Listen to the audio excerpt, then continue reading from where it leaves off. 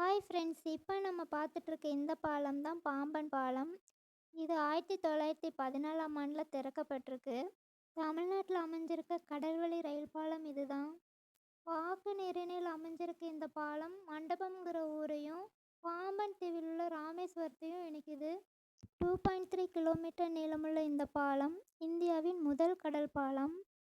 கடலரிப்பின் காரணமாக பாலம் பலவீனம் அடைஞ்சதால் 2020ஆம் ஆண்டு 535 கோடி மதிப்பில் புதிய பாலம் கட்டும் பணி தொடங்கி 2025ஆம் ஆண்டு திறந்து வைக்கப்பட்டது.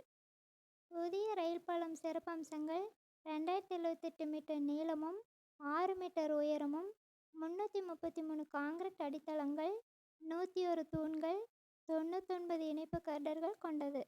ரயில் போகிறதுக்கு ஏதுவாக செங்குத்து தூக்குப்பாலம் அமைஞ்சிருக்கு. இந்தியாவின் முதல் செங்குத்து தூக்குப்பாலம் இதுதான்.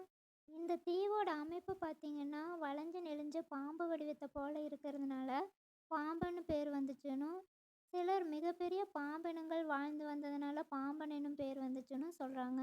ஓகே ஃப்ரெண்ட்ஸ், இந்த வீடியோ உங்களுக்கு பிடிச்சிருந்தா மறக்காமல் லைக் பண்ணுங்கள், கமெண்ட் பண்ணுங்கள், சப்ஸ்கிரைப் பண்ணுங்கள். தேங்க்யூ.